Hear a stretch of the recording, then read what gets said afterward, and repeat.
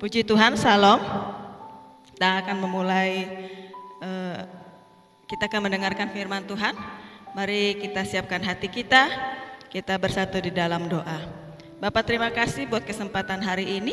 Kami boleh ada sebagaimana kami ada, dan kami boleh bersyukur memiliki kesempatan untuk kami boleh terus mendengarkan akan setiap perkataan firman-Mu. Karena Engkau Allah yang sangat mengasihi kehidupan kami, dan Engkau ingin selalu menunjukkan kasih setia-Mu lewat sebuah perkataan firman-Mu. Terima kasih Bapa yang baik, urapi hamba-Mu dan urapi kami semua. Kami siap mendengarkan firman-Mu dalam nama Tuhan Yesus. Amin. Puji Tuhan. Kita langsung saja membuka Alkitab kita yang terdapat di dalam suratan Rasul Paulus kepada sidang jemaat Tuhan yang ada di Filipi, yaitu Filipi pasal yang kedua ayat yang kelima sampai ayatnya yang ke-9. Filipi pasal 2 ayat yang kelima sampai ayat yang ke-9. Saya akan bacakan buat kita semua. Begini bunyi firman Tuhan. Hendaklah kamu dalam hidupmu bersama menaruh pikiran dan perasaan yang terdapat juga dalam Kristus Yesus, yang walaupun dalam rupa Allah tidak menganggap kesetaraan dengan Allah itu sebagai milik yang harus dipertahankan, melainkan telah mengosongkan dirinya sendiri dan mengambil rupa seorang hamba dan menjadi sama dengan manusia. Dan dalam keadaan sebagai manusia, ia telah merendahkan dirinya dan taat sampai mati, bahkan sampai mati di kayu salib. Itulah sebabnya Allah sangat meninggikan dia dan mengaruniakan kepadanya nama di atas segala nama. Amin buat firman Tuhan. Nah, Bapak Ibu Saudara yang dikasih oleh Tuhan, Rasul Paulus katakan bahwa dalam sidang jemaat Tuhan yang ada di Filipi, dia katakan bahwa hendaklah kamu hidup dalam hidupmu bersama itu menaruh pikiran dan perasaan yang terdapat juga dalam Kristus Yesus. Artinya bahwa dalam setiap kehidupan kita ataupun dalam kehidupanmu itu menaruh pikiran dan perasaan yang sama seperti yang ada pada diri Kristus Yesus itu. Jadi artinya apa? Jadi artinya bahwa serupa dengan gambar Allah, dan bagaimana dalam kehidupan Yesus yang sudah ia nyatakan dalam keteladannya 3,5 tahun di atas muka bumi, dan ia sudah menunjukkan bagaimana di firman Tuhan katakan dia mengambil rupa menjadi seorang manusia, dan bahkan dia mengosongkan dirinya sebagai manusia. Padahal dia adalah Bapa, dia adalah Allah. Tetapi bagaimana kita perhatikan bahwa dia mengambil sebagai rupa anak manusia, menjadi seorang hamba, menjadi seorang manusia yang mana dia betul-betul mengosongkan keilahiannya, dan dia betul menanggalkan ketritunggalannya, dan dia betul menjadi sama seperti manusia. Nah, saudaraku yang dikasihi oleh Tuhan, firman Tuhan katakan yang walaupun dalam rupa Allah tidak menganggap kesetaraan dengan Allah itu sebagai milik yang harus dipertahankan. Ya. Ketika ia sebagai anak manusia, sebagai manusia, dia tidak menganggap kesetaraannya dengan Allah itu ia pertahankan. Sehingga apa? Inilah bukti nyata yang ia boleh teladankan kepada setiap umat manusia. Sehingga dikatakan kalau orang lain merasa lapar, dia pun bisa ngerasa lapar. Orang yang tersakiti, dia pun bisa merasa bahwa dia disakiti. Dan Alkitab juga mencatat bahwa Yesus pernah menangis. Itu artinya bahwa kemanusiaannya yang memang betul 100% dia hidupi dalam kehidupannya selama 3,5 tahun. Dan kealahannya ataupun keilahiannya tidak ia pertahankan.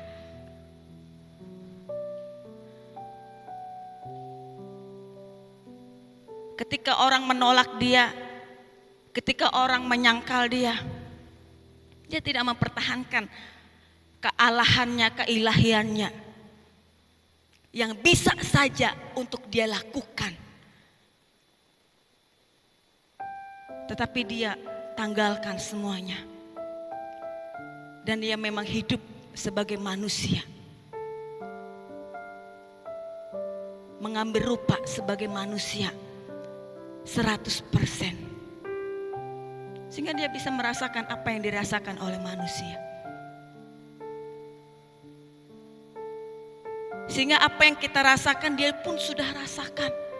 Kesusahan, kesedihan, persoalan, masalah, pergumulan, dia bisa rasakan.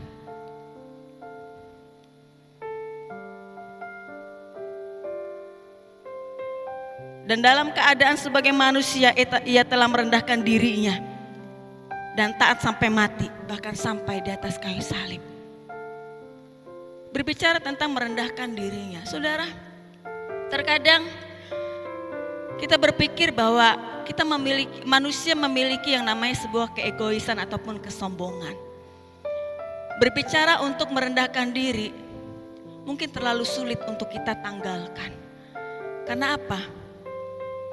Karena mungkin kita boleh merasa, oh bahwa saya punya pendidikan, oh saya punya titel, oh bahwa saya punya latar belakang untuk masuk diproses oleh Tuhan sampai yang namanya merendahkan diri. Saudara, itu bukanlah sebuah pekerjaan yang gampang untuk kita lakukan. Karena apa? Karena memang betul kita harus yang namanya menanggalkan segala hal apapun yang ada di dalam setiap kehidupan kita.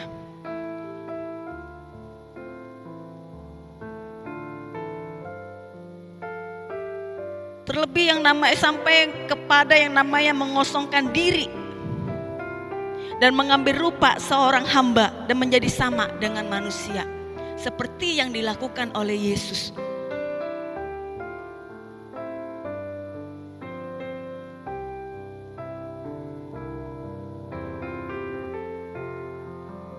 Terkadang kita memiliki sebuah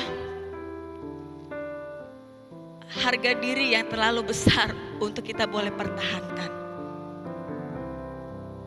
Tapi dalam hal ini, ketika Tuhan mendidik saya, ketika Tuhan memproses kehidupan saya, ada sesuatu hal yang boleh saya pelajari bahwa Yesus saja bisa lakukan. Tanpa kita berpikir bahwa oh dia kan Allah. Tetapi kita tidak berpikir bahwa sesungguhnya dia mengambil rupa sebagai manusia itu 100%. Full manusia, tidak setengah-setengah.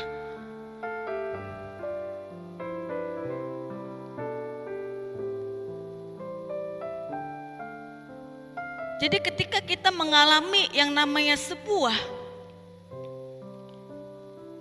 penolakan ataupun persoalan, bahwa sesungguhnya Yesus sudah pernah alami ini sebelumnya. Jadi yang saya mau katakan bahwa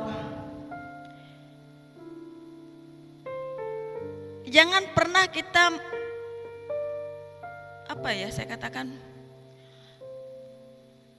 mungkin kita berpikir bahwa melampaui seperti apa yang sudah Yesus lakukan. Standarnya, bahwa standar yang Yesus miliki saja, bahwa dia sebagai anak Allah, dia sanggup, dia mampu untuk melepaskan, untuk mengosongkan dirinya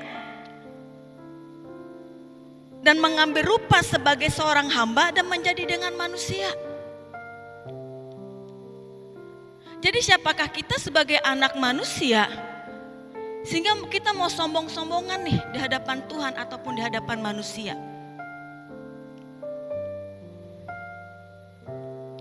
Bahkan ketika dibawa oleh Tuhan dengan sebuah proses kehidupan kita, yang kita bisa mematok harga diri kita mahal di hadapan Tuhan ataupun di hadapan manusia. Jangan sampai akhirnya kita membatasi, oh Tuhan gak boleh.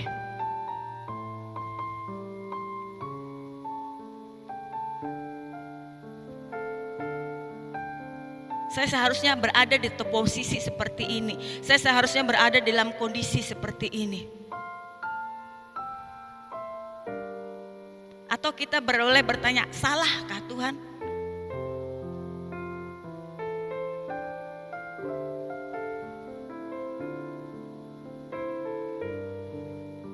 Dan kalau boleh saya minta Tuhan seperti ini. Tetapi kalau kenyataannya, keadaannya adalah ketika Tuhan membawa kita masuk dengan rencana Tuhan dalam sebuah proses kehidupan sampai digiring oleh Tuhan. Kita ada firman Tuhan di ayat ini dikatakan tadi bahwa Ia telah mengosongkan dirinya. Artinya bahwa tidak ada yang namanya sebuah kealahan ataupun keilahian yang menempel, atribut kealahan yang menempel dalam hidup, dalam tubuhnya. Memang betul pure manusia sejati 100%.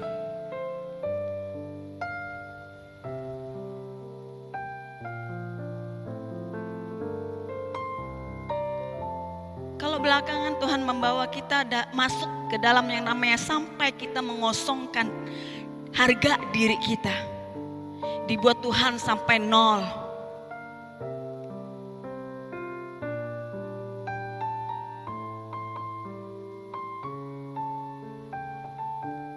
Berhakkah kita komplain di hadapan Tuhan? Berhakkah kita marah di hadapan Tuhan?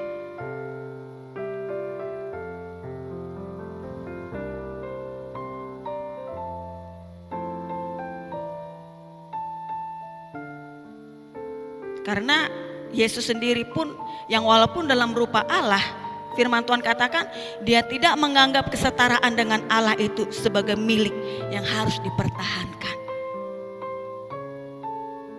Jadi kenapa kita harus mempertahankan keegoisan kita? Amin. Jadi kenapa kita harus mempertahankan kesombongan kita? Jadi kenapa kita harus mempertahankan keangkuhan kita, keakuan kita yang maunya diakui oleh orang banyak di luar sana.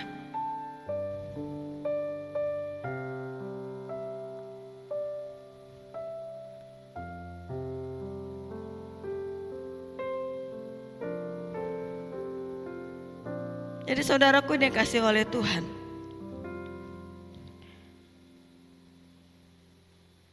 ini adalah sebuah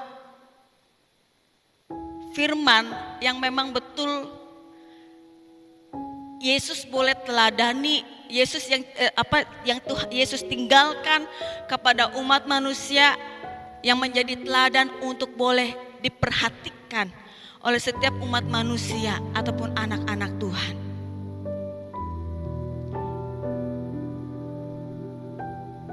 Walaupun kenyataannya dalam kehidupan kita, ketika Tuhan menggiring menuntun kita masuk sampai kepada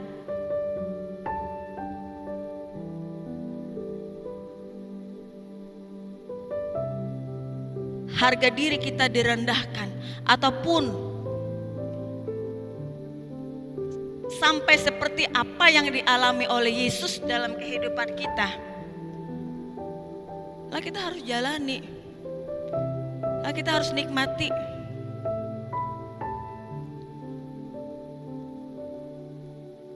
Karena itu adalah bagian dari rencana Tuhan juga dalam setiap kehidupan kita. Karena ya ini tadi masuk kepada yang namanya misinya Tuhan, yaitu serupa dengan dan segambar dengan rupa dan Allah. Amin. Nah, saudaraku yang dikasihi oleh Tuhan,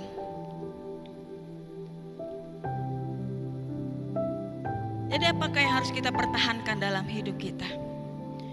Jadi apa yang harus kita boleh patok harga diri kita di hadapan Tuhan?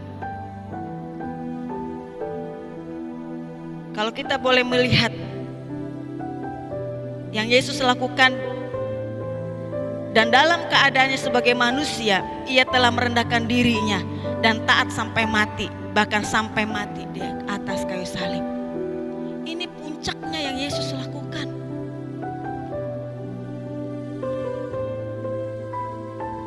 merendahkan dirinya dan taat sampai mati, bahkan sampai mati di atas kayu salib. Sehingga firman Tuhan di ayat 9 dikatakan, itulah sebabnya Allah sangat meninggikan dia dan mengaruniakan kepadanya nama di atas segala nama. Coba perhatikan, itulah sebabnya Allah sangat meninggikan dia dan mengaruniakan kepadanya nama di atas segala nama. Dan ketika Yesus berhasil menyelesaikan misinya Tuhan, menyelesaikan pekerjaannya di atas kayu salib, firman Tuhan katakan Allah sangat meninggikan dia dan mengaruniakan kepadanya nama di atas segala nama. Loh, kadang kita tidak memperhatikan ending yang Yesus, yang Allah sanggup lakukan bagi Yesus. Kadang kita tidak perhatikan endingnya daripada Allah yang boleh lakukan dalam kehidupan kita. Kita boleh perhatikan bahwa proses kejadian demi kejadian, hari demi waktu dari setiap kejadian yang kita boleh lewati, sehingga kita boleh komplain, teriak di hadapan Tuhan, susah Tuhan, saya kecewa Tuhan, saya ditinggalkan Tuhan, saya beginilah Tuhan. Tanpa kita tahu bahwa sesungguhnya ada sebuah hal yang Tuhan boleh karuniakan untuk kita boleh terima. Amin.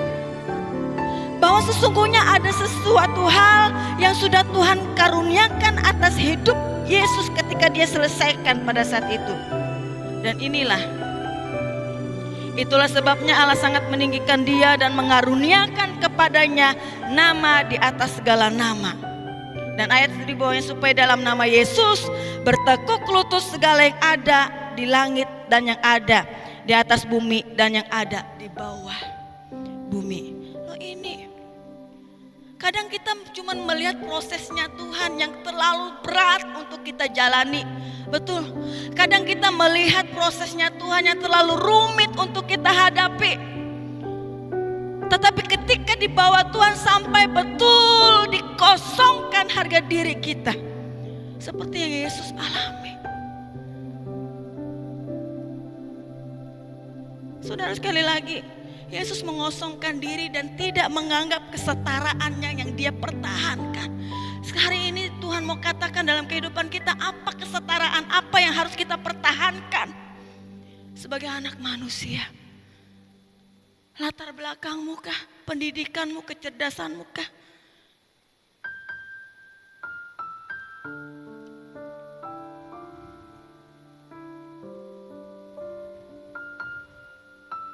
Saudara, ketika saya dapat firman ini, saya menangis di hadapan Tuhan. Karena apa? Ketika mengosongkan diri sampai di bawah Tuhan di kehidupan kita, dikosongkan, harga diri dikosongkan sampai merendahkan dirinya. Saudara, itu gak gampang. Mungkin orang di luar sana pasti lari, terbirit-birit.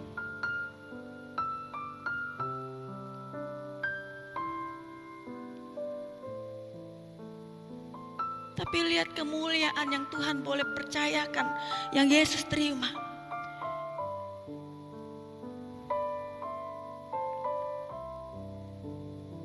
Yesus menyelesaikannya di atas kayu salib. Dan Allah Bapa, firman Tuhan katakan, Allah sangat meninggikan dia dan mengaruniakan kepadanya nama di atas segala nama. Amin. Siapa yang terpikirkan? Mungkin Yesus pada saat itu tidak terpikirkan, dia cuma hanya bisa melakukan apa yang dapat ia lakukan untuk menyelesaikan rencana Allah. Coba mari kita dalam kehidupan kita memiliki pemikiran seperti ini. Cuma mau menyelesaikan apa yang menjadi panggilan kita sampai selesai. Tanpa kita tidak tahu apa yang selanjutnya yang mau Yesus permuliakan dalam kehidupan kita. Amin. Tanpa kita memikirkan bahwa dia akan mengangkat kita, mempermuliakan kita. Yang sudah 1001 macam yang ada nempel dalam pikiran kita sebelumnya. kesuksesan, keberhasilan, dan lain sebagainya.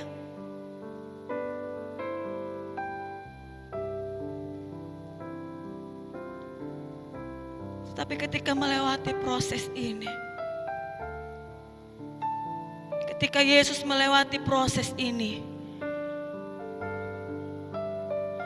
berat.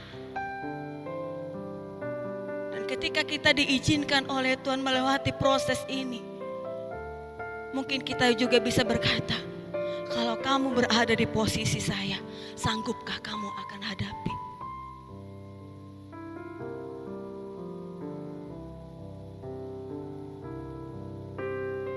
Tapi bagaimana kalau kita mau menerimanya? Seperti apa yang Yesus lakukan, dia menerimanya. Tanpa pertentangan, tanpa bertanya, tanpa kompromi. Dia cuma hanya tahu menyelesaikan pekerjaan Allah yang ada dalam kehidupannya, yaitu di atas kayu salib, menyelamatkan manusia.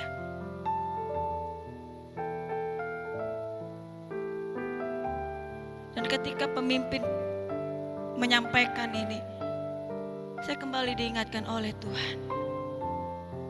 Oh betul, ini yang Yesus lakukan, cuman menyelesaikan pekerjaannya di hadapan Tuhan. Dan ini juga yang harus kita miliki dalam kehidupan kita. Amin. Menyelesaikan panggilan kita, menyelesaikan pekerjaan kita di hadapan Tuhan yang Tuhan percayakan dalam kehidupan kita.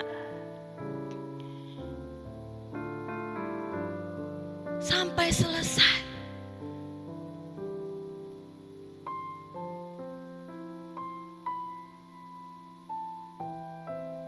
Tanpa kita memikirkan di depan. Loh, memang betul di depan memang betul banyak tantangan, rintangan, persoalan, pergumulan, kebutuhan, keperluan, keinginan, 1001 macam hal.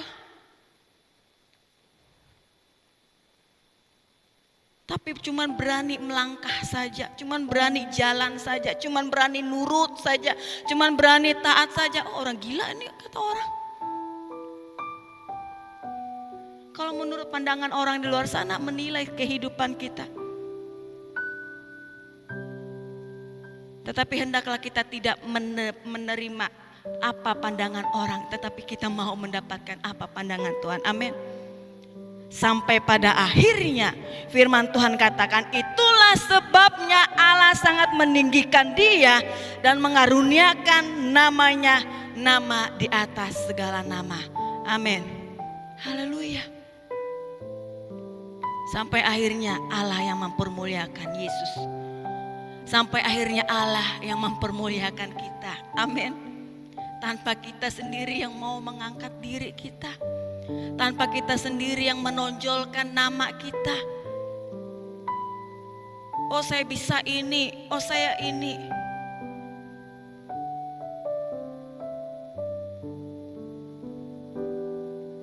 Tetapi ketika kita mau saja, saya percaya otomatis Dia yang akan menyelesaikan dan mengerjakan buat kita semua. Jadi saudaraku yang dikasih oleh Tuhan, dan setahu saya selama mengikut Tuhan, selama melayani Tuhan, masih ada manisnya Tuhan untuk kita boleh kecap. Amin. Di tengah-tengah kesusahan, di tengah-tengah pergumulan, di tengah-tengah tantangan, masih ada pemeliharaan Tuhan, masih ada pertolongan Tuhan. Itulah baiknya Tuhan untuk kita boleh nikmati. Itulah penghiburannya Tuhan yang Dia kerjakan untuk kita boleh lihat dan rasakan. Sehingga ketika kaki kita sudah mulai lemah, kaki kita sudah mulai lelah, kaki kita sudah mulai goyah, kembali Dia yang menguatkan kita, Dia yang menegakkan kita, dan Dia yang menghibur kita untuk kita tetap terus melangkah dan menyelesaikan pekerjaan kita. Pekerjaan Tuhan yang ada dalam hidup kita untuk kita selesaikan. Amin. Saudaraku dikasih oleh Tuhan. Jadi kalau firman Tuhan katakan, itulah sebabnya bagaimana seharusnya kita menaruh pikiran dan perasaan yang sama terdapat sama seperti Kristus Yesus. Supaya apa? Pikiran kita nih jadi kacaukan nih. Amin. Terlalu banyak pikiran nih tempat untuk berpikir. Terlalu banyak. Tetapi kalau pikiran kita letakkan untuk sama seperti Yesus, perasaannya sama seperti perasaannya Yesus,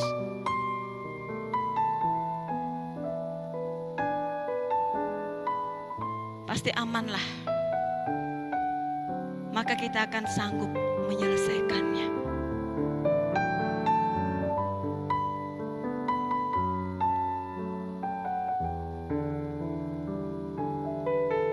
Sampai pada akhirnya kita memang betul menyelesaikan misi Allah yang harus dibangun di dalam dunia ini, yaitu kerajaan Allah yang harus dipermuliakan. Dan inilah menjadi PR-PR dalam setiap kehidupan kita, yang mana terkadang mungkin hamba-hamba Tuhan, anak-anak Tuhan putus di tengah jalan, berhenti untuk menyelesaikan pekerjaannya di hadapan Tuhan. Ya ini tadi, karena pikirannya mulai tidak selaras dengan pikirannya Allah, karena perasaannya tidak sama sesuai dengan perasaannya Allah, karena di tengah perjalanannya mengalami sebuah proses kehidupan sampai dibawa oleh Tuhan mengosong-kosong harga diri, merendahkan diri.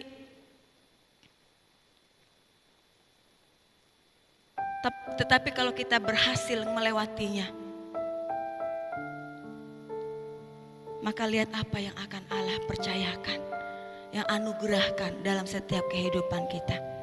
Dan memang betul tidak seindah ataupun segampang membalikan telapak tangan. Dan memang betul ada harga yang harus dibayar. Dan inilah menjadi PR anak-anak Tuhan dan menjadi PR dalam kehidupan kita, untuk menyelesaikan panggilan Tuhan, pekerjaan Tuhan dalam kehidupan kita secara pribadi. Amin buat firman Tuhan. Kita berdoa. Bapa, terima kasih buat firman Tuhan yang sudah kami dengar pada saat hari ini. Kami tahu bahwa Engkau mau untuk setiap kehidupan kami menyelesaikan setiap panggilan kami, menyelesaikannya selama kami masih hidup dan bernapas di dalam dunia ini. Tuhan, mampukan kami dan kuatkan, teguhkan iman pengharapan kami. Terima kasih dalam nama Tuhan Yesus. Amin.